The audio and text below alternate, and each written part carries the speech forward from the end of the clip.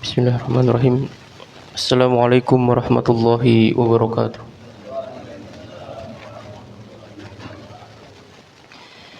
Alhamdulillahirabbil alamin. Alhamdulillahilladzi allafa qulubina fasbahna bi ni'matihi ikhwana. Asyhadu an la ilaha illallah wahdahu la syarikalah wa asyhadu anna Muhammadan abduhu wa rasuluh.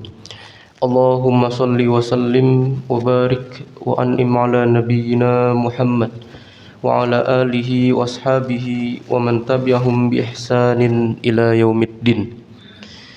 Subhanaka la ilma lana illa ma 'allamtana innaka antal alimul hakim wa tub 'alaina innaka antat tawwabur rahim. Allahumma 'allimna ma yanfa'una wanfa'na bima 'allamtana wa zidna ilma. Amma ba'd. Ma'asyiral muslimin, jamaah yang dimuliakan Allah Subhanahu wa taala. Alhamdulillah, puji syukur selalu senantiasa kita panjatkan kehadirat Allah Subhanahu wa taala yang dengan kasih sayang dan rahmatnya masih menjadikan kita di antara hamba-hamba Allah Subhanahu wa taala yang dipilih untuk bisa menjalani kehidupan kita di awal tahun yang baru ini dengan ketaatan dalam rangka menuju kepada kebaikan yang disediakan oleh Allah Subhanahu wa taala di akhirat berupa surga bagi orang-orang beriman yang senantiasa melakukan setiap amalan di dalam kehidupannya itu dengan keikhlasan. Karenanya di tahun yang baru ini semoga Allah Subhanahu wa taala yang memberikan kepada kita keistiqomahan, ya, semangat yang baru, juga ketaatan, ya, dalam melakukan amal-amal baik kepada Allah Subhanahu wa taala, juga disertai dengan iman-iman yang tinggi, iman-iman yang baru. Karena kalau kita perhatikan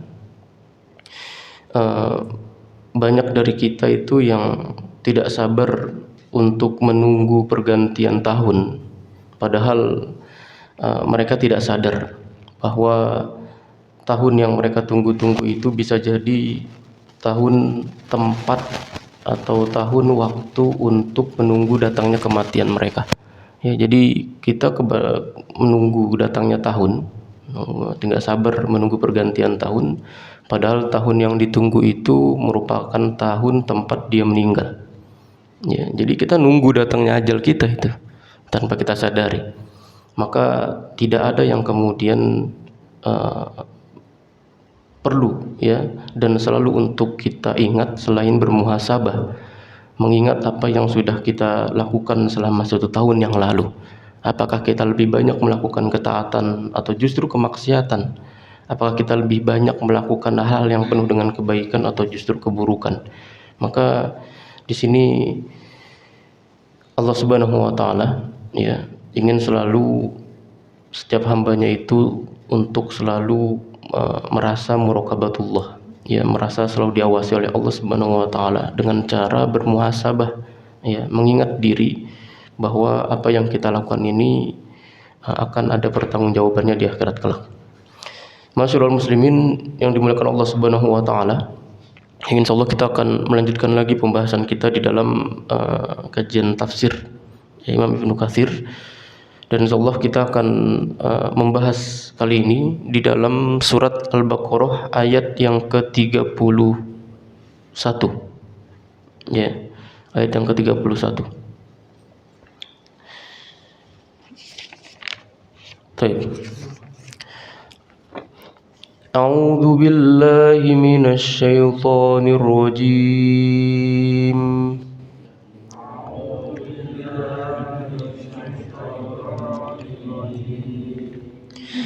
Bismillahirrahmanirrahim.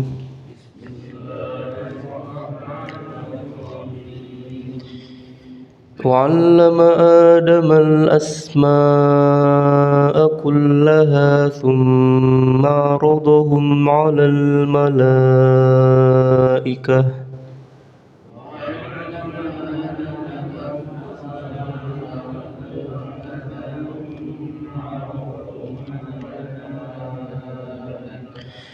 فقال أنبئوني بأسماء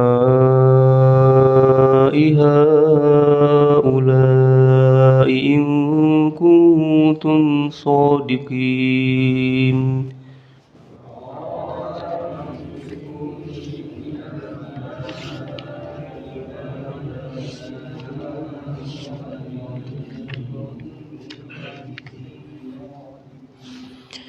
قالوا سبحانك لا علم لنا إلا ما علمتنا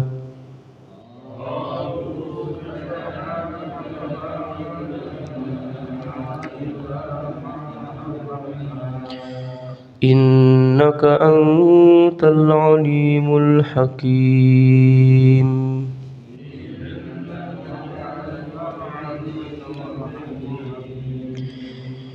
قال يا آدم أنبئهم بأسمائهم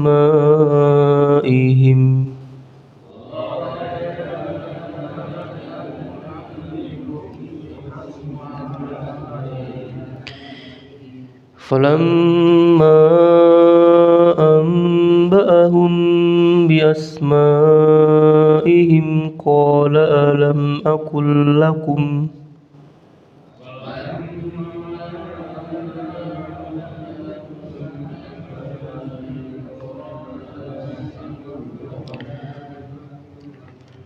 قال ألم أقل لكم إني أعلم غيب السماوات والأرض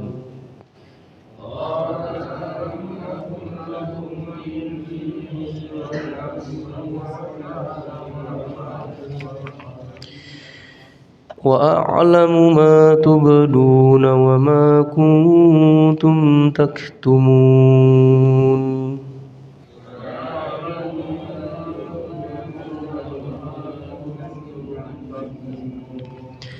وإذ قلنا للملائكة اسجدوا لآدم فسجدوا إلا إبليس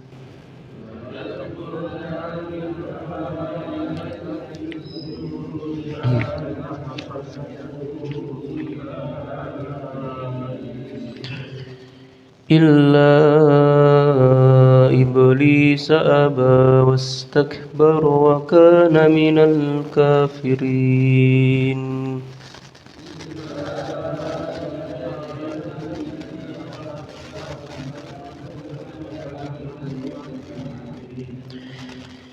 وقلنا يا آدم اسكن أنت وزوجك الجنة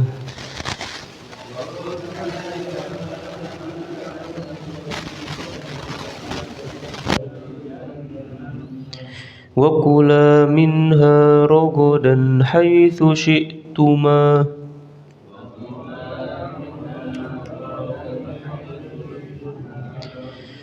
ولا تقربا هذه الشجرة فتكونا من الظالمين.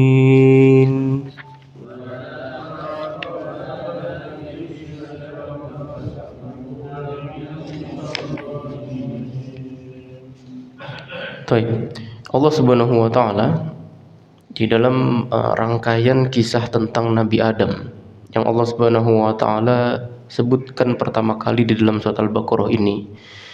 Sebelum ayat ini, di ayat yang ke-30-nya, ketika Allah Subhanahu wa taala berdialog dengan para malaikat, ya, akan menjadikan seorang khalifah di muka bumi, ya, yang dengan pemahaman para malaikat. Karena sebelum manusia ini diutus, ya, di bumi itu sudah ada juga, ya, para makhluk-makhluk Allah yang kemudian tinggal, ya, dan menetap di bumi, itu jin-jinnya ini. Nah, ketika jinnya ini direkam oleh malaikat bahwa mereka itu suka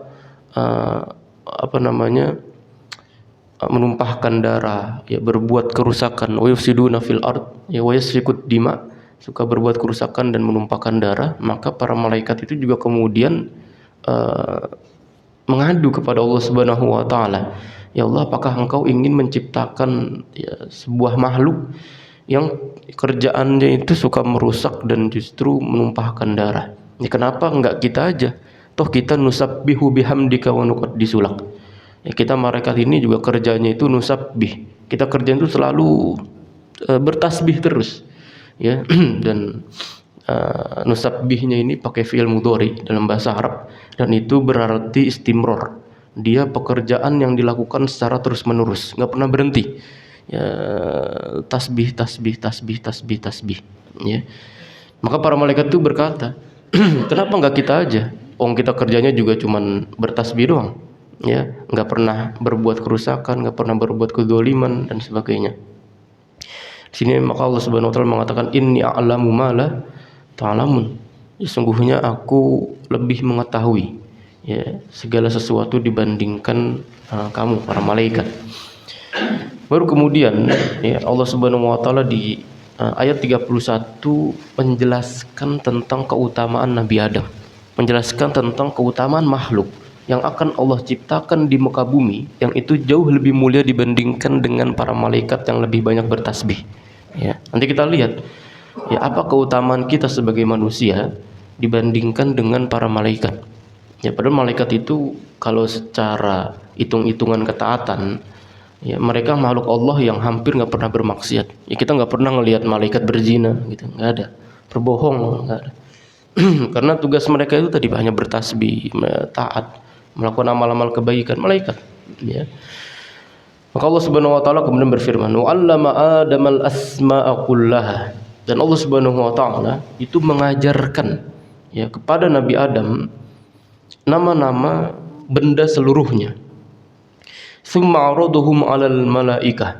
Ya, kemudian mengemukakannya, ya, dijelaskan itu semua kepada para malaikat. Maka Allah Subhanahu wa taala kemudian berfirman, faqala ambiuni bi asma'iha ula in kuntum shodiqin. Maka Allah Subhanahu wa taala kemudian berfirman kepada para malaikat, ya, ambiuni bi asma'iha ula in kuntum shodiqin. Ya, sebutkanlah kepadaku nama benda-benda itu kalau kamu itu memang benar. Jadi Allah Subhanahu wa taala itu bilang kepada malaikat, kan tadi antum bilang kalau saya itu akan menciptakan makhluk yang suka berbuat kerusakan, menumpahkan darah. Ya, coba antum sebutkan nama-nama itu kalau misalnya antum itu benar. Ya, kalau apa yang antum sangkakan para malaikat itu benar. Apa kata malaikat? Qalu subhanaka. Ya.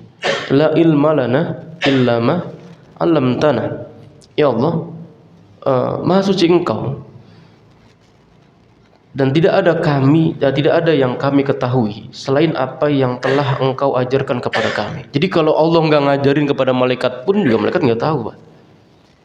Jadi semuanya itu harus berbasis dengan ilmu. Jadi ilmu yang kemudian diajarkan Allah Subhanahu wa taala kepada malaikat, baru malaikat itu tahu. Tapi kalau malaikat itu nggak diajarin, tahu nggak?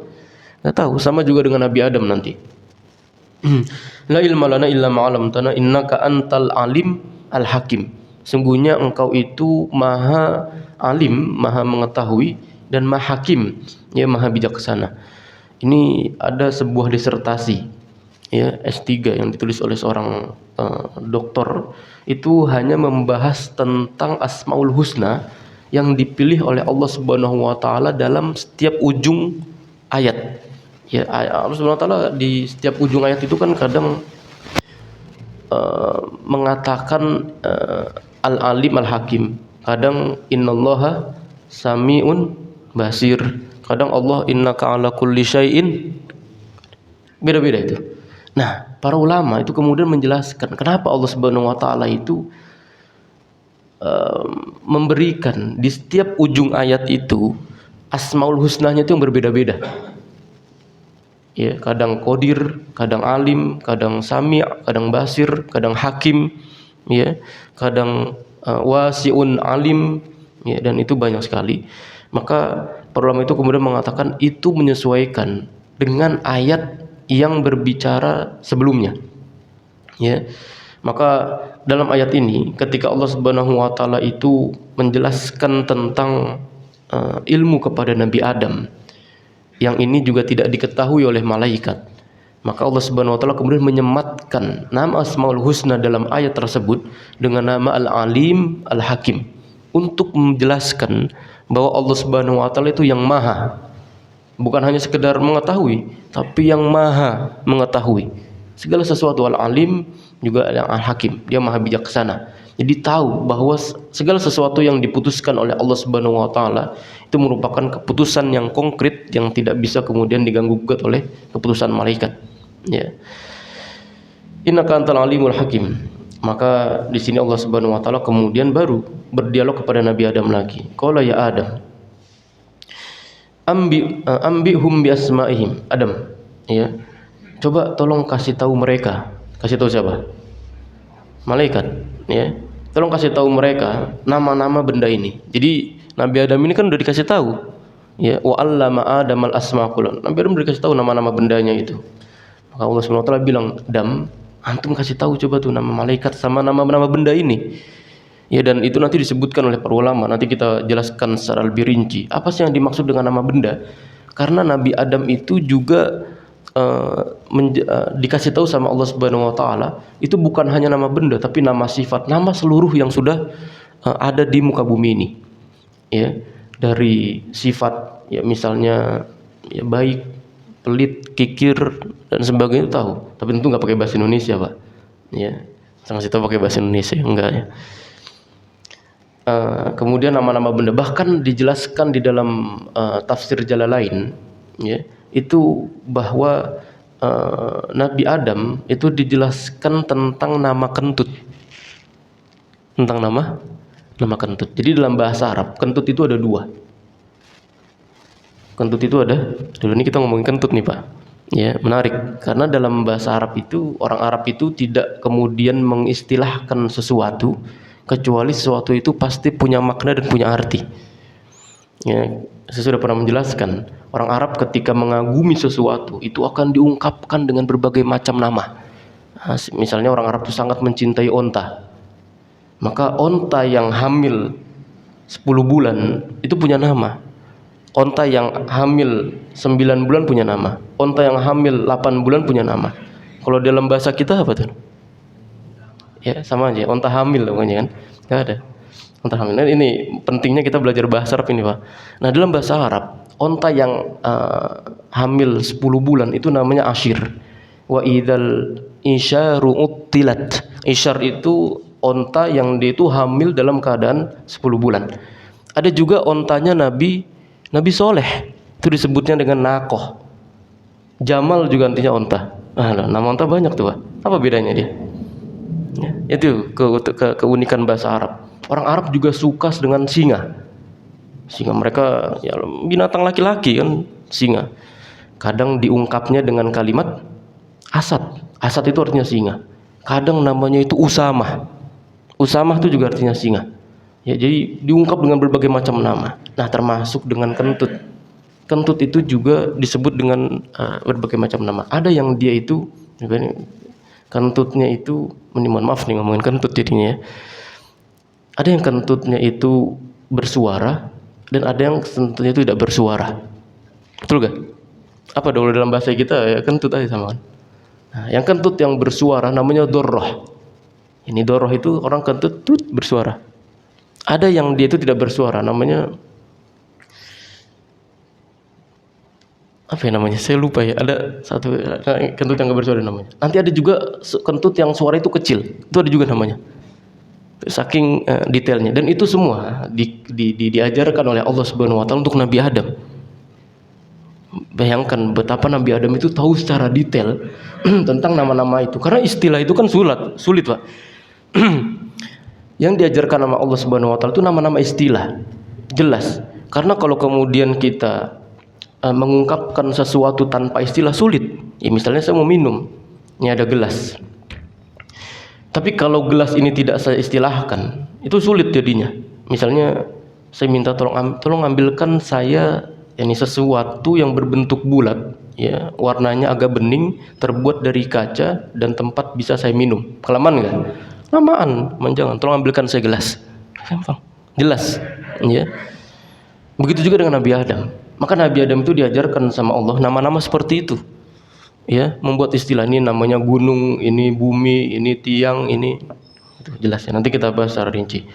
Dan itu kemudian diminta oleh Allah Subhanahu wa taala kepada Nabi Adam untuk mengajarkan nama itu kepada para malaikat.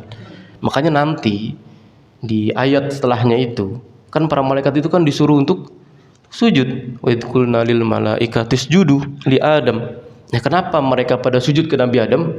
Kenapa? Karena Nabi Adam itu punya ilmu.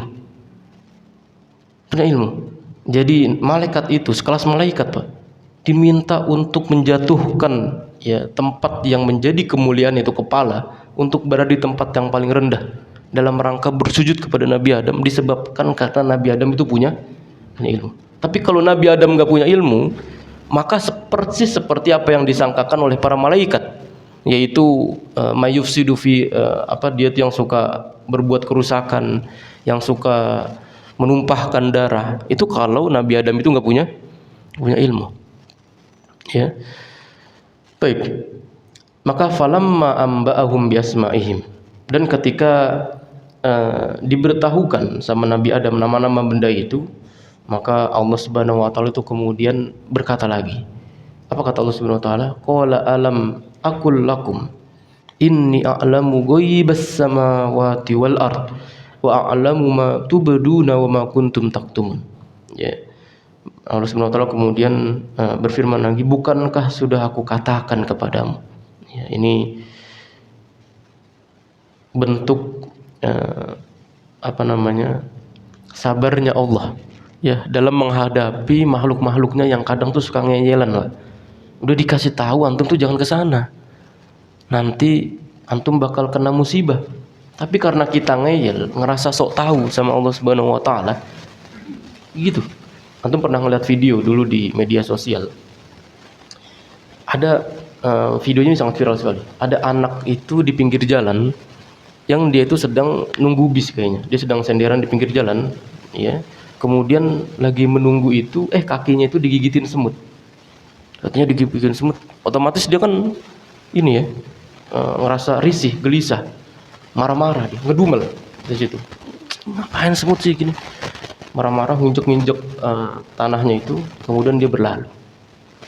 Nah, setelah dia berlalu, 1-2 detik dia berlalu, ada mobil kencang kemudian menabrak tempat di mana dia itu berdiri. Apa hikmahnya itu, Pak? Terkadang Allah Subhanahu wa taala itu mendatangkan sebuah musibah atau mendatangkan sebuah sesuatu yang kita itu tidak sukai. Justru di balik itu semua ada hikmahnya yang kita itu nggak tahu. Maka hikmahnya kita jangan pernah so tahu sama Allah, Pak. Kita jangan pernah so tahu sama Allah. Ya, kadang Allah Subhanahu wa taala dalam memberikan rezeki itu enggak mesti selamanya itu harus ditarik lurus sama. Enggak. Kadang Allah itu harus nguterin kita tuh ke kanan dulu, kadang ke kiri dulu, kadang ke kanan lagi, kadang ke ini, untuk kemudian kita disampaikan kepada satu rezeki.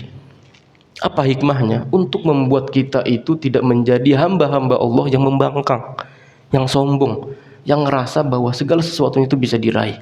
Karena kalau itu semua kemudian dirasakan oleh setiap hamba, maka sudah ada gambarannya dulu dalam Al-Quran, namanya Qorun. Orang yang diberikan oleh Allah Subhanahu wa taala harta yang begitu banyak melimpah, tapi karena dia didapatkannya itu dengan cara yang mudah dan gampang, maka dia terfitnah dengan hartanya sendiri. Ya, bahkan saking banyaknya hartanya Qorun, sampai hari ini kan kita menyebutnya dengan harta karun, ya, hartanya Mas Karun, itu Qorun itu namanya. Banyak ya, ada orang juga nanti terfitnah dengan ilmu dan sebagainya. Dan itu kalau kemudian kita tidak mengembalikan itu semua kepada Allah Subhanahu wa taala, maka justru kita akan terfitnah dengan sesuatu yang kita anggap tahu. Ya, jadi kita menganggap bahwa kita lebih ahli dalam bidang ini tanpa melibatkan Allah, maka banyak yang kemudian kita justru tergelincir dengan sesuatu yang kita anggap ahli itu. Ya, tanpa melibatkan Allah segala sesuatu, ya. Baik. Di sini kita bahas tentang bagaimana keutamaan Nabi Adam atas para malaikat. Ya, ketika Allah Subhanahu wa taala menyebutkan tentang kemuliaan Adam atas para malaikat, itu karena Allah Subhanahu wa taala telah mengkhususkan dan mengajarkan Nabi Adam nama-nama yang itu tidak diajarkan kepada para malaikat. Ya, ini salah satu keunikan sekaligus kelebihan dari Nabi Adam yang tidak dimiliki oleh para malaikat. Karena nanti ketika Allah Subhanahu wa taala itu mengutus Nabi Adam, manusia dalam hal ini, ke muka bumi, ya, menjadikannya seorang khalifah. Itu kan tadi kan ditentang sama malaikat. Ya, karena gimana untuk menjadikan khalifah? Wong tugasnya itu sering menumpahkan darah, sering berbuat kerusakan dan sebagainya. Karena malaikat itu yang direkam adalah apa yang sudah pernah dilihat oleh malaikat di makhluk-makhluk sebelum manusia itu diciptakan oleh Allah Subhanahu wa taala. Itu jin-jin yang berbuat kerusakan. Jadi memang kalau kita suka berbuat kerusakan di muka bumi, itu sama seperti perbuatan jin. Karena sebelum malaikat atau sebelum manusia itu tinggal, bumi itu sudah diciptakan sama Allah Subhanahu wa taala. Maka Allah Subhanahu wa taala kan berfirman, "Wala tufsidu fil ardi ba'da islahiha." Antum jangan merusak bumi setelah bumi itu diperbaiki. Ya. Karena memang dulu itu ada makhluk-makhluk Allah Subhanahu wa taala yang kemudian berbuat kerusakan di muka bumi ini, ya, sehingga direkam sama malaikat ini. Makhluk tugasnya cuma ngerusakin sama berbuat pertumpahan darah. Ya. Dan ketika malaikat Allah Subhanahu wa taala ingin menciptakan manusia, Allah Subhanahu wa taala kemudian membekali Nabi Adam itu dengan ilmu. Yang dengan ilmu itu kemudian bisa mentamiz, bisa memilah ya mana sesuatu yang dia itu baik dan sesuatu yang tidak baik. Mana sesuatu yang harus dilakukan dan mana sesuatu yang tidak harus dilakukan, dan itu dilakukan atau diberikan oleh Allah Subhanahu wa taala kepada Nabi Adam berupa ilmu. Ya, jadi kita Pak, manusia yang berilmu, kan Allah Subhanahu wa taala banyak itu menjelaskan ya tentang keutamaan ilmu. Ya, orang yang mendapatkan ilmu, orang yang memiliki ilmu itu berbeda dengan orang-orang yang tidak memiliki ilmu. Qul hal yastawil ladzina ya'lamuna wal ladzina la ya'lamun yarfa'illahu alladzina amanu minkum wal ladzina utul ilma darajat. Dan banyak sekali ayat yang menjelaskan tentang keutamaan orang-orang yang memiliki ilmu. Itu derajatnya kalau dibandingkan dengan sesama manusia. Jadi sama manusia pun kita beda, Pak. Orang yang punya ilmu dengan orang yang punya ilmu kan beda.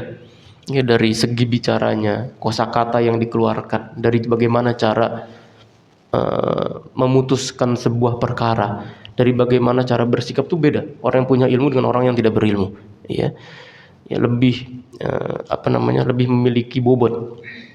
Maka itu yang kemudian diberikan oleh Allah Subhanahu wa taala kepada Nabi Adam, ya, dan ini merupakan hikmah dari penciptaan khalifah oleh Allah Subhanahu wa taala ke muka bumi. Ya, maka Allah Subhanahu wa taala setelah berfirman wa 'allama Adam al-asma'a kullaha, dan Allah Subhanahu wa taala telah mengajarkan kepada Nabi Adam nama-nama. Ini para ulama berbeda pendapat. Di antaranya Ad-Duhaq dari Imam Ibnu Abbas yang menyampaikan bahwa ketika Nabi Adam itu diajarkan nama-nama, itu nama-nama apa aja? Maka dia berkata, ini nama-nama yang dikenal oleh manusia. Ini seperti binatang-binatang, langit, bumi, gunung, laut, kuda, keledai dan sebagainya. Yang berupa makhluk-makhluk tadi. Ya. Ada juga yang menyampaikan dari Imam Ibnu Jarir At-Tabari bahwa wa'allama Adam al-asma'a kullaha, ketika Nabi Adam itu diajarkan nama-nama oleh Allah Subhanahu wa taala, maka nama-namanya itu diajarkan dengan nama-nama yang receh, nama-nama yang ini kecil, piring, ya kayak tadi kentut misalnya, nama-nama sesuatu yang kecil. Jadi Nabi Adam itu diberikan pemahaman oleh Allah Subhanahu wa taala untuk mengetahui nama-nama yang besar, mulia, hebat dan sebagainya, bahkan juga dengan nama-nama yang kecil, hina dan remeh. Ya, jadi semuanya itu mencakup dalam asma, ya, nama-nama yang kemudian diajarkan oleh Allah Subhanahu wa taala kepada Nabi Adam. Bahkan disebutkan sampai dengan nama jamur, ya, dan nama-nama yang kemudian besar ataupun kecil. Ini ada nama-namanya semua. Jadi memang pengkayaan bahasa itu kemudian diberikan oleh Allah Subhanahu wa taala kepada Nabi Adam. Ya, dan dari bahasa itu menurut sebuah riwayat bahwa bahasa yang kemudian diajarkan oleh Allah Subhanahu wa taala itu adalah bahasa Arab. Jadi bahasa Arab ini memang satu bahasa yang dia itu memiliki keunikan yang untuk mengungkapkannya tadi itu, atau mengungkapkan satu benda itu dengan berbagai macam nama, dan ini tidak ada dalam bahasa-bahasa yang lain. Sesusah-susahnya bahasa Rusia, sesusahnya bahasa apa lagi, Prancis, Cina, Jerman, itu enggak seperti itu. Ya, memang setiap bahasa itu punya keunikan sendiri. Tapi dalam konteks bahasa Arab, ini karena bahasa Al-Quran, Mbak. Ya, bahasa Al-Quran itu sudah qat'i dan enggak bisa diganggu gugat. Sudah merupakan bahasa yang memiliki ragam tafsir dari istilah-istilah yang kemudian diungkapkan oleh Allah Subhanahu wa taala dan diajarkan kepada Nabi Adam. Ya. Baik, itu juga salah satu dari keutamaan Nabi Adam ketika diberikan oleh Allah Subhanahu wa taala ilmu. Makanya ini disampaikan dalam Imam Bukhari, diriwayatkan oleh Imam Bukhari dari Anas bin Malik ketika nanti ketika nanti kita di akhirat. Itu kan orang-orang pada sibuk nyari syafaat. Betul ya, nyari syafaat. Maka para manusia itu kemudian datang kepada Nabi Adam. Begitu datang kepada Nabi Adam, apa yang dikatakan oleh manusia pada waktu itu? Mereka mengatakan anta abun nas. Khalaqallahu biyadi wasjada laka malaikata wa 'allamaka asma' kulli syai. Fashfa' lana inda rabbik hatta yurihna min makanina hada. Ya, dia mengatakan, "Dam, kan antum dulu wahai Nabi Adam. Antum kan dulu bapaknya manusia. Allah langsung menciptakanmu dari tangannya langsung. Ini artinya Allah langsung menciptakanmu. Ya, sebelum ada manusia yang lain, Allah menciptakanmu langsung. Bahkan para malaikat pun bersujud kepadamu. Dan bahkan Allah Subhanahu wa taala mengajarkan kepadamu sekian banyak nama." Ini jadi diungkap ini, ya diungkit kembali oleh manusia nanti di akhirat kelak untuk meminta syafaat kepada Nabi Adam. Maka apa katanya Nabi Adam? Ya, Nabi Adam mengatakan lastu hunakum. Ya, aku enggak seperti apa yang kalian sangkakan karena dulu aku pernah berbuat maksiat dan sebagainya. Maka coba antum datang ke Nabi Nuh sana. Karena Nabi Nuh itu juga anak turunku ya setelah diriku yang juga diberikan kemuliaan oleh Allah Subhanahu wa taala. Dan orang-orang itu datang kepada Nabi Nuh. Dia bilang minta syafaat. Ya, apa kata Nabi Nuh? Enggak bisa. Ya. Coba antum datang ke Nabi Musa. Datang lagi ke Nabi Musa, nggak bisa. Coba antum datang ke Nabi Isa, nggak bisa. Coba antum datang ke Nabi Muhammad SAW. Dan di situ Nabi Muhammad kemudian memberikan sebuah syafaat untuk menolong umatnya yang kemudian beriman kepada Allah dan Rasulnya. Ini salah satu dari kebaikan Nabi Muhammad yang bahkan kita dapatkan nanti setelah kita itu sudah berada di akhirat. Jadi dalam satu hadis yang sahih, Nabi Muhammad SAW itu pernah mengunjungi kuburan, ya. Kemudian Nabi Muhammad berdoa, "Assalamualaikum ya ahlad diyar, ya wa inna insyaallahu bikum lahikun." Ya. Setelah itu baru kemudian Nabi Muhammad mengatakan, ya insyaallah kita akan bertemu dengan saudara-saudara kita nanti. Maka para sahabat itu menyelak, "Ya Rasulullah, awalasna ikhwanukum?" Ya Rasulullah, bukankah kita saudara-saudara kalian? Bukankah kita ini saudara-saudaramu? Apa kata Nabi SAW? Bukan. Amma innakum ashabi. Adapun kalian itu adalah sahabat-sahabatku. Adapun saudara-saudara kita itu adalah orang-orang yang datang setelah kita, ya tidak pernah melihatku tapi mereka beriman kepadaku. Ya, ini saudara-saudara yang dijelaskan oleh Nabi Muhammad SAW. Jadi walaupun kita berada di Indonesia, kemudian kita kenal dengan orang yang ada di Rusia, itu kita konteksnya itu saudara, selama kita memiliki keimanan yang sama kepada Allah Subhanahu wa taala. Dan itu sudah disebut oleh Nabi SAW. Maka nanti orang-orang yang seperti itu kemudian diajak pertama kali oleh Nabi SAW untuk masuk ke telaganya Nabi Muhammad SAW. Yang ketika kita minum airnya, ya kita tidak akan pernah haus lama-lamanya. Ini salah satu nanti kebaikan yang akan kita dapatkan kepada dari beriman kepada Rasulullah SAW. Ya. Baik, intinya dari hadis ini, ya, bagaimana para manusia pada waktu itu mereka mengungkit kembali, ya, apa-apa yang sudah diberikan oleh Allah Subhanahu wa taala kepada Nabi Adam. Nabi Adam yang diciptakan langsung oleh Allah, ya.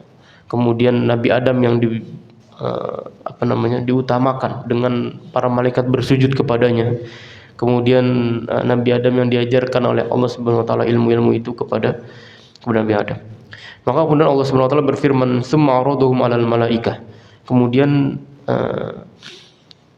mengemukakannya kepada para malaikat, yaitu memperlihatkan nama-nama itu sebagaimana dikatakan oleh para ulama. Faqala ambiuni bi asma'i haula in kuntum shadiqin. Kemudian Allah Subhanahu wa taala berfirman, sebutkanlah nama-nama benda itu kalau kamu benar. Ini berfirman kepada para malaikat. Maka para malaikat itu kemudian berkata, qalu subhanaka la ilma lana illa ma 'allamtana innaka antal alimul hakim. Ya, mereka mengatakan, maha suci Engkau ya Allah, ya, kita tidak memiliki ilmu illa ma 'allamtana, kecuali dari apa yang telah Engkau ajarkan kepada kami. Sungguhnya Engkau al-alim dan al-hakim. Sungguhnya Engkau yang maha mengetahui dan maha bijaksana. Ya. Baik. Kemudian Allah Subhanahu wa taala memberikan bukti keutamaan Nabi Adam dengan ilmunya. Ketika Allah Subhanahu wa taala kemudian berfirman, "Qala ya Adam, ambihum bi asma'ihim."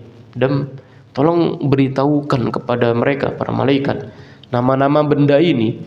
Ya, maka setelah diberitahukan itu para ulama mengatakan bahwa Nabi Adam ketika itu mengatakan, menyebutkan bahwa antum Jibril, antum Mikail, antum Israfil, antum ini. Malaikat tahu gak namanya? Malaikat tahu nama sendiri gak? Hah? Gak tahu ya. Dan itu dijelaskan sama Nabi Adam. Karena malaikat kan gak tahu, nama-namanya itu gak tahu. Ini namanya gak tahu dia. Nah, dijelaskan baru nama-namanya itu ketika dikasih tahu sama Nabi Adam. Itu namanya Jibril, Mikail, Israfil, Israil, Munkar, Nakir dan seterusnya. Nama malaikat. Ya. Dan ini dijelaskan oleh para ulama. Maka kemudian Allah Subhanahu wa taala mengatakan, alam aqul lakum inni a'lamu ghaibas samawati wal ard wa a'lamu ma tubduna wa ma kuntum taktumun. Bukankah sudah aku katakan kepadamu bahwa sungguhnya aku mengetahui rahasia langit dan bumi. Jadi Allah tuh sampai mengatakan seperti ini. Nanti di dalam Al-Qur'an tuh banyak sekali ayat-ayat yang Allah Subhanahu wa taala itu mengatakan alam aqul lakum. Alam aqul lakum. Bukankah sudah aku katakan. Bahkan Allah Subhanahu wa taala kan juga mengatakan alam taro. Ya, kaifa fa'ala rabbuka bi ashabil fil. Apakah kamu enggak melihat? Itu untuk menjelaskan tentang bagaimana penciptaan Allah Subhanahu wa taala yang ada di muka bumi untuk membukakan mata manusia betapa maha besarnya Allah Subhanahu wa taala. Ya, alam taro kaifa fa'ala rabbuka. Ya, alam taro annallaha ala kulli syai'in qadir. Alam taro annallaha sakhkhara lakum ma fil ardi dan sebagainya. Maka setelah Allah Subhanahu wa taala berkata seperti itu, ya, Allah Subhanahu wa taala kemudian berfirman, wa'lamu ma tubduna wa ma kuntum taktumun. Dan Allah Subhanahu wa taala itu maha mengetahui ya apa yang terlihat dan apa yang tersembunyi, ya, mengetahui apa yang kamu lakukan dan apa yang tidak kamu lakukan. Itu bahkan Allah Subhanahu wa taala itu sampai tahu ini lintasan dalam hati kita, Pak. Jadi bentuk zina itu bukan hanya orang melakukan hubungan badan kepada orang yang bukan mahramnya, yang bukan halal. Bukan hanya itu, tapi zina itu juga disebutkan oleh para ulama.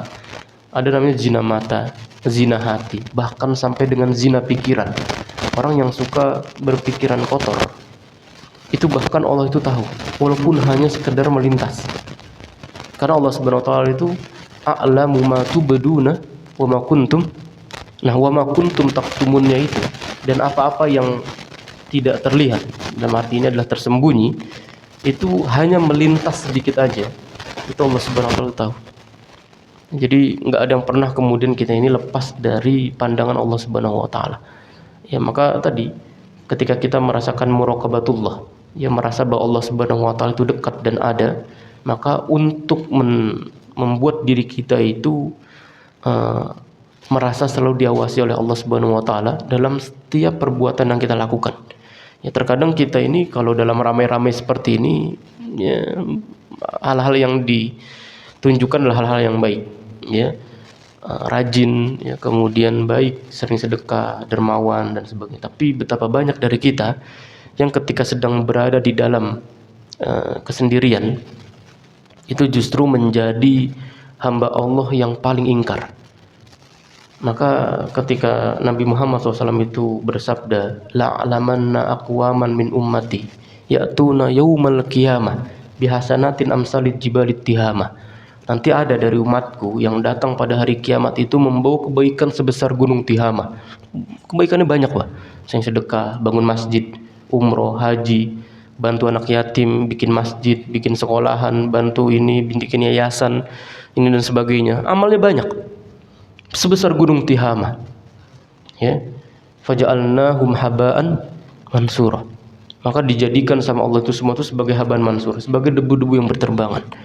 Ya, maka di sini para sahabat itu kemudian bertanya, siapa itu mereka ya Rasulullah?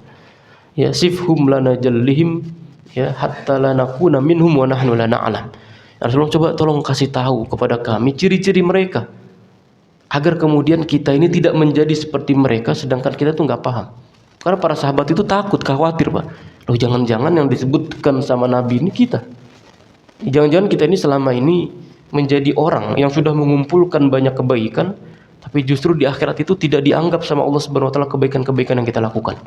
Itu ditakutkan sama para sahabat. Apa kata Nabi SAW? Nabi SAW itu kemudian bersabda, amma innahum ikhwanukum. Bahwa sungguhnya mereka itu adalah saudara-saudara kalian, sama seperti kalian. Ya'tuna minal lail, ya'khuduna minal kama ta'khudun. Ya, mereka juga salat malam, sedekah juga sama seperti kalian. Tapi di akhirnya itu kemudian Nabi SAW itu bersabda, walakinnakum qaumun, ya, tapi mereka itu adalah sebuah kelompok.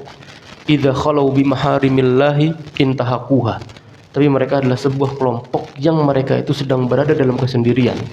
Kemudian mereka itu melakukan hal-hal yang diharamkan oleh Allah Subhanahu wa taala. Jadi mungkin kalau lagi kita banyak orang ini segan kita, Pak. Ya, mau melakukan maksiat sulit. Tapi kalau kita dalam kesendirian, tidak ada yang ngelihat, hanya kita dengan Allah Subhanahu wa taala, itu justru banyak kita itu yang terjatuh ke dalam lubang kemaksiatan. Disebabkan karena tidak ada orang yang melihat di sekitar kita. Ini sudah dijelaskan oleh Nabi SAW. Orang-orang seperti ini, orang-orang yang mengumpulkan kebaikan, tapi justru dihancurkan sendiri dengan perbuatan-perbuatan yang dilakukan berupa kemaksiatan kepada Allah Subhanahu wa taala. Ya, jadi Allah Subhanahu wa taala itu a'lamu ma tubdun wa ma kuntum taktumun. Allah Subhanahu wa taala yang Maha mengetahui apa yang terlihat secara zahir, wa ma kuntum taktumun, ya, dan juga dengan apa yang tersembunyi di dalam hati-hati kalian. Baik. Kemudian surahnya agak panjang sekarang ya. Kemudian Allah Subhanahu wa taala melanjutkan firman-Nya, wa idz qulna lil malaikati isjudu li Adam. Baru ini membahas tentang konteks lanjutan dari ilmu yang diberikan oleh Allah Subhanahu wa taala kepada Nabi Adam. Maka ketika Nabi Adam itu Allah Subhanahu wa taala berfirman, wa idz qulna lil malaikah. Ketika Nabi Adam tadi sudah ngajarin malaikat, Pak. Jadi ini juga merupakan bentuk kemuliaan yang diberikan oleh Allah Subhanahu wa taala kepada Nabi Adam dan juga kepada orang yang mengajarkan ilmu. Itu sampai ya orang yang diajarkan itu diminta untuk bersujud kepada orang yang mengajarkan. Ini derajatnya seorang guru, Pak. Guru yang dalam hal ini dia memberikan ilmu, ya, mentransfer ilmu, memberikan adab, memberikan berbagai macam ilmu. Itu sampai Allah itu memuliakan itu, diminta untuk bersujud kepada orang yang memberikan ilmu. Itu saking besarnya derajat guru itu. Karena tadi Nabi Adam kan ngajarin malaikat. Betul ya? Nabi Adam itu ngajarin malaikat nama-nama tadi. Nah, ketika sudah diajarkan itu, maka kemudian Allah Subhanahu wa taala meminta kepada para malaikat itu untuk bersujud. Maka nanti kita mendapati ceritanya, ya, malaikat itu bersujud kecuali iblis, karena ciri dari orang yang tidak memuliakan ahli ilmu itu seperti perbuatannya iblis. Ya, ustadz, ulama, guru lah, orang yang mengajarkan ilmu, tapi kemudian gurunya ini dipersekusi, dihina, dicaci, dipukul, ya, bahkan ya, seperti hari inilah, ya, kemirisan menjadi seorang guru. Ya, guru tidak berada di dalam tempat semestinya. Ya, gajinya sulit, gajinya kecil. Udah gajinya kecil mah tanggung jawabnya besar. Udah tanggung jawabnya besar, dibentak-bentak sama muridnya. Coba, apa nggak berat, Pak, jadi guru hari ini, Pak? Ya, belum selesai sampai situ, orang tuanya pun menuntut banyak. Coba, anak kan sudah bayar ke sini, Ya, kok antum enggak? Berat jadi guru ya. Berat ya jadi guru ya. Makanya itu yang kemudian hari ini tidak mendapatkan kemuliaan ilmu. Dan Nabi Adam ya ketika mengajarkan kepada para malaikat, maka para malaikat itu diminta untuk bersujud kepada Nabi Adam, illa iblis, ya kecuali iblis. Kenapa iblis nggak mau sujud? Aba wastakbar. Karena iblis ini enggan dan dia ini sombong, takabur. Wa kana minal kafirin. Dan iblis ini termasuk dari golongan orang-orang yang kafir. Baik. Kita akan membahas tentang pemuliaan Nabi Adam dengan sujudnya para malaikat kepadanya. Dan ini merupakan pemuliaan dari Allah Subhanahu wa taala yang sangat agung kepada Nabi Adam, yang juga nanti dianugerahkan untuk anak cucunya, anak keturunan Nabi Adam, ya. Di mana Allah Subhanahu wa taala mengabarkan bahwa Allah memerintahkan para malaikat untuk bersujud kepada Nabi Adam. Ya, dan banyak hadis-hadis yang kemudian menunjukkan tentang keutamaan Nabi Adam itu. Ya, di antaranya hadis yang kemudian disampaikan tentang Nabi Musa alaihissalam, yang Nabi Musa itu berkata, "Ya Rob, tunjukkanlah kepadaku Adam yang telah mengeluarkan kami dan juga dirinya dari surga." Maka ketika Nabi Musa dan Nabi Adam itu berjumpa, Nabi Musa itu kemudian mengatakan, "Engkau Adam, ya, yang Allah menciptakanmu dengan tangannya, kemudian meniupkan ruh kepadamu dan memerintahkan para malaikat untuk bersujud kepadamu." Jadi bertemu pertama kali Nabi Musa dan Nabi Adam. Tapi kemudian iblis pun termasuk makhluk yang diperintahkan untuk bersujud, tapi justru mereka ini enggan, ya, karena mereka ini enggan. Ketika Allah Subhanahu wa taala memerintahkan para malaikat untuk sujud kepada Adam, maka iblis pun termasuk dalam perintah itu. Karena ini berbeda pendapat. Ada yang mengatakan bahwa iblis itu termasuk dari golongan malaikat, dan juga mengatakan bahwa iblis itu bukan dari golongan malaikat. Tapi ketika Allah Subhanahu wa taala mengatakan wa idz qulna lil malaikati isjudu, ketika kami berkata, siapa yang bilang? Bilang Allah. Ya. Tapi Allah di sini bilangnya wa idz qulna. Yang kulna ini menunjukkan bentuk jamak dan plural. Ya, artinya kami. Kenapa Allah nggak bilang wa idz qultu lil malaikati isjudu li Adam? Yang itu bentuknya adalah single. Ya, saya. Tapi kenapa Allah bilangnya kami? Dan kami, ya, berfirman kepada para malaikat. Allah Subhanahu wa taala dalam Al-Qur'an itu banyak menjelaskan tentang ayat-ayat yang kalau ini disampaikan oleh orang-orang orientalis, mereka akan masuk dalam sisi ini untuk kemudian menjatuhkan Islam. Dikatakan, loh, itu Tuhanmu aja banyak. Makanya Allah itu bilangnya kami. Kami itu satu atau banyak? Banyak. Ya, maka Allah Subhanahu wa taala orang-orang orientalis itu mengatakan, loh, itu Tuhanmu aja banyak. Makanya Allah mengatakan inna, ya, wa idz qulna lil malaikati isjudu. Ya, maka para ulama itu kemudian membantah, tidak.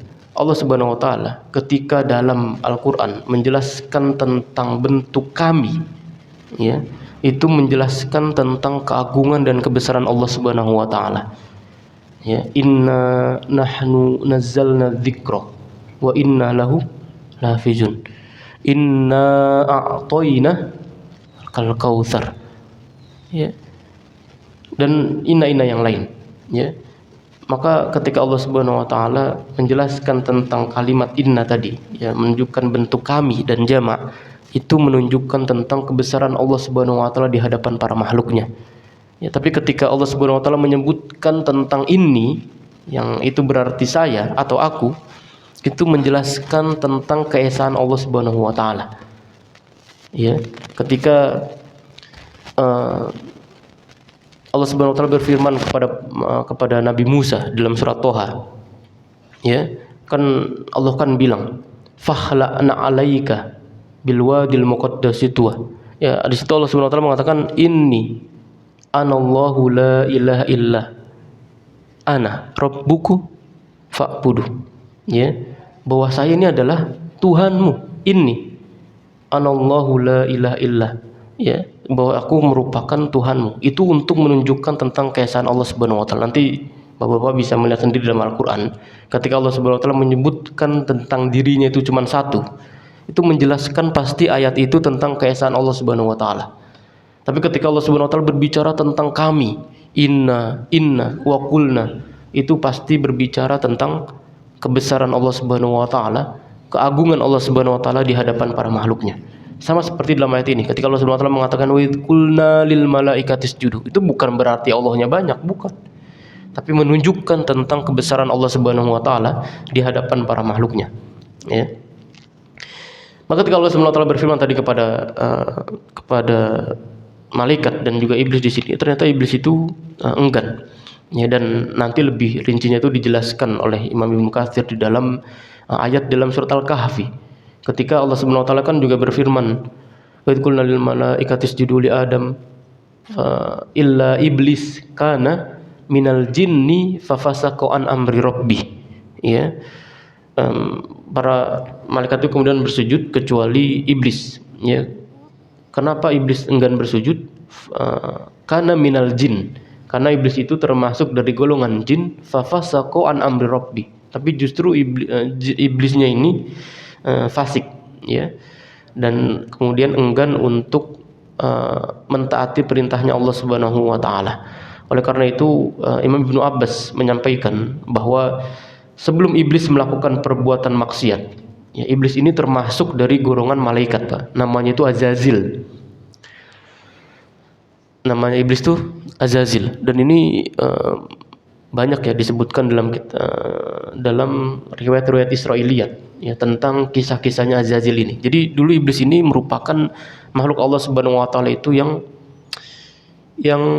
yakni taat, ya, sering melakukan kebaikan-kebaikan, ya, pada Allah Subhanahu wa taala, bersungguh-sungguh dalam beribadah, dan orang atau makhluk yang paling banyak ilmunya.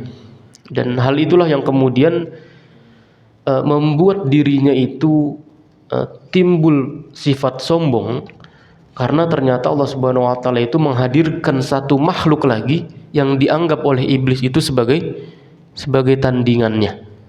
Jadi memang di antara sifat iblis, ya, sifat setan itu adanya iri hati dan dengki dengan orang yang belum tentu lebih mulia dari dirinya. Coba pada waktu itu kalau misalnya iblis nggak jadi jahat, Pak, kayaknya udah nggak ada ininya, ya. Tapi karena Allah Subhanahu wa taala tadi sudah memberikan secara sesuatunya berpasang-pasangan, ya, ada baik, ada buruk, ya, ada kanan, ada kiri, ada hitam, ada putih. Maka begitu juga ketika Allah Subhanahu wa taala itu mentakdirkan iblis itu juga untuk menjadi golongan orang-orang yang durhaka, ya. Kemudian ketaatan yang diperintahkan oleh Allah Subhanahu wa taala kepada para malaikat itu dengan cara ditunjukkan untuk bersujud kepada Nabi Adam. Maka ketika Allah Subhanahu wa taala mengatakan wa idz qulna lil malaikati isjudu, dan ingatlah ketika kami berfirman kepada para malaikat untuk bersujud, maka para ulama menyampaikan bahwa ketaatan untuk Allah itu dilakukan dengan cara bersujud. Begini, ketaatan itu untuk Allah, sedangkan sujudnya itu untuk Adam. Jadi para malaikat itu sujud kepada Nabi Adam itu bukan berarti mengagungkan Nabi Adam, bukan, tapi karena dalam rangka melakukan ketaatan kepada Allah. Jadi jangan salah nih, Pak. Jadi bukan sujudnya kepada Nabi Adam yang dalam hal ini adalah penyembahan kepada Nabi Adam, bukan, tapi bentuk ketaatan kepada Allah karena Allah memerintahkan para malaikat untuk sujud. Jadi bukan menyembah Adam sujud, bukan. Maka ketika nanti di dalam surat Yusuf, jadi ketika Yusuf itu sudah menjadi amir, sudah menjadi pejabat lah di pemerintahan Mesir, itu kan Yusuf membuat sebuah rencana untuk mendatangkan seluruh keluarganya ke negeri Mesir. Karena sebelumnya Yusuf itu ada di Palestina, ya, datang ke Mesir. Nah, ketika semuanya sudah datang, kemudian baru Allah Subhanahu wa taala itu kan berfirman, "Wa rafa'a abawaihi 'alal arsy wa kharru lahu sujjada." Ya, baru kemudian Nabi Yusuf itu menaikkan kedua ibu bapaknya, ya, ke atas arsy, wa kharru lahu sujjada, dan kemudian mereka itu merebahkan dirinya seraya sujud kepada Nabi Yusuf. Ya, sujud kepada Nabi Yusuf. Wa qala ya abati hadza ta'wilu ru'yaya min qabl qad ja'ala rabbi haqqan. Kemudian Nabi Yusuf itu mengatakan di hadapan para keluarganya itu, wahai ayahku, inilah takbir mimpiku yang dulu pernah aku katakan kepadamu. Karena kan pertama kali Nabi Yusuf itu kan berbicara tentang mimpi. Ya abati, ya aku telah melihat ini ra'aitu ahada asyara kaukaban wasyamsa wal qamar ra'aituhum li sajidin pertamanya. Nah, ini berkaitan dengan akhirnya. Jadi memang kisah Nabi Yusuf ini dari awal sampai akhir itu cuma ngomongin tentang mimpi, Pak. Mimpi doang dibahas. Nah, ketika Nabi Yusuf itu mengangkat orang tuanya dan kemudian mereka sujud kepada Nabi Yusuf sujudnya. Nah, ini begini. Di dalam Islam itu ada dua sesuatu yang berbeda. Ada namanya agama, ada yang namanya syariat. Agama kita ini sama, Islam. Agamanya Nabi Muhammad Islam. Nabi Musa, Nabi Isa, Ibrahim, Nuh, terus nama Nabi sampai Nabi Adam itu agamanya Islam.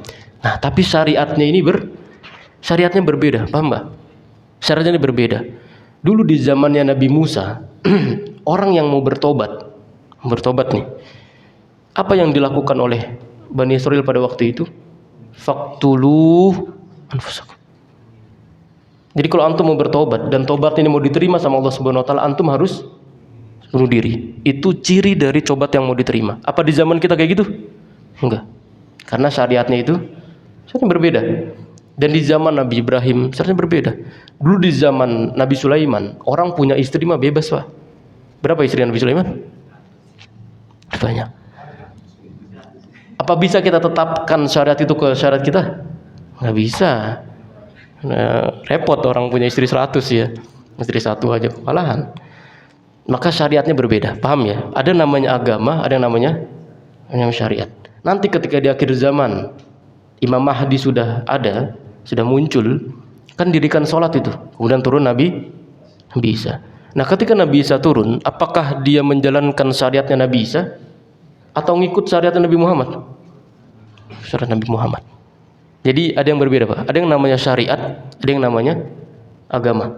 Agama semua sama. Kita agama semua sama. yakni mengesahkan Allah, mengajak seluruh manusia untuk bertauhid dan mengesahkan Allah. Itu agama semua nabi dari Nabi Adam sampai Nabi Muhammad.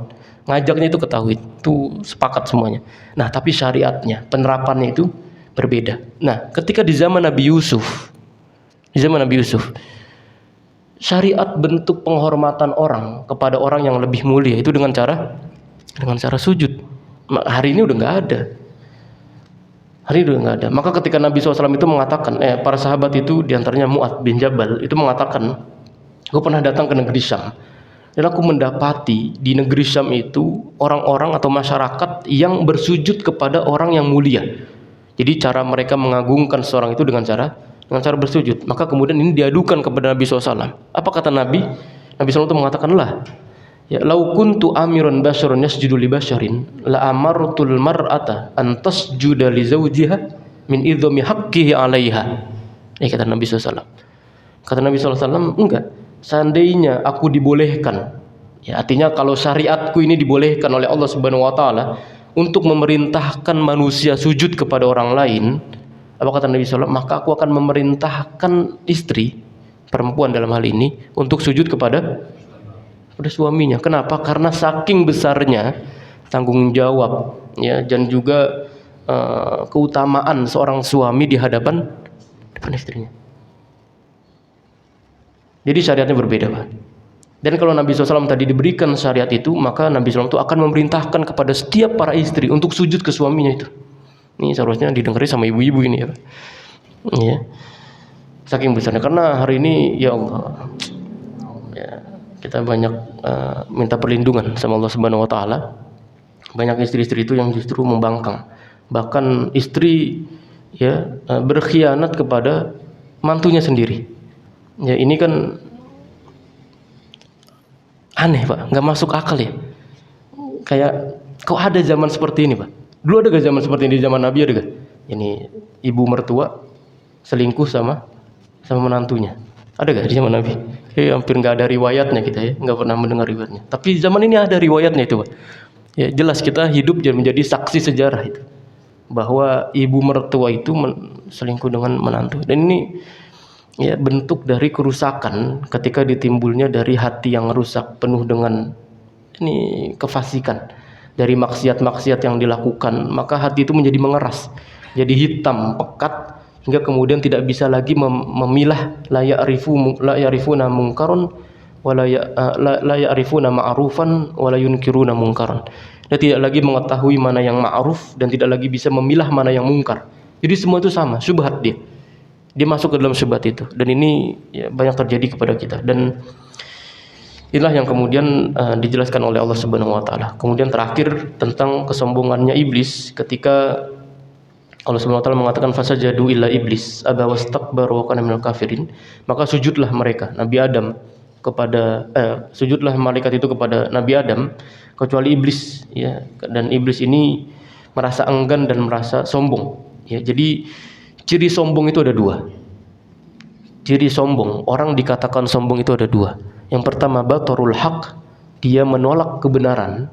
Dia tahu bahwa ini benar nih, Pak, bahwa ini merupakan sesuatu yang benar, tapi dia tolak karena sombong dan gengsi biasanya. Dan yang kedua wagomtunas, dia merendahkan orang lain. Ini ciri dari dua kesombongan. Kalau dua sifat ini atau salah satunya itu ada dalam diri seseorang, maka orang itu dikatakan orang sombong. Ya, merendahkan orang lain, ya, meremehkan, mengecilkan dan sebagainya, itu termasuk dari sifat-sifat iblis. Karena tadi iblis itu karena merendahkan Nabi Adam. Loh, kenapa iblis itu merendahkan Nabi Adam? Kan iblis mengatakan khalaqahu min tin wa khalaqtani min nar, ya, bahwa sungguhnya Allah Subhanahu wa taala itu menciptakan Adam itu dari tanah dan menciptakanku dari api. Ini bentuk comparingnya iblis ya kepada Nabi Adam ya, dan merasa sombong dan merasa ditandingi. Maka iblis itu kemudian merendahkan Nabi Adam ya dengan mengatakan bahwa Nabi Adam itu diciptakan dari tanah dan sedangkan dia diciptakan dari api. Maka dalam satu hadis yang disampaikan oleh Imam Muslim, Nabi SAW itu kemudian bersabda, la yadkhulul jannah man kana fi qalbihi mithqalu habbatin min khardalin min kibr. Gak akan masuk surga orang yang di dalam hatinya itu ada sebesar biji sawi, ya, min khardalin, ya, itu sebesar biji sawi kesombongan, ya. Dan tentu ini tidak seharusnya kemudian ada di dalam hati-hati orang-orang yang beriman. Wallahu a'lam bishawab. Semoga yang kita bahas pada hari ini bisa mendatangkan manfaat sekaligus kebaikan buat diri kita semuanya. Aqulu qouli hadza wa astaghfirullah li wa lakum. Subhanakallahumma wa bihamdika asyhadu an la ilaha illa anta astaghfiruka wa atubu ilaik. Assalamualaikum warahmatullahi wabarakatuh.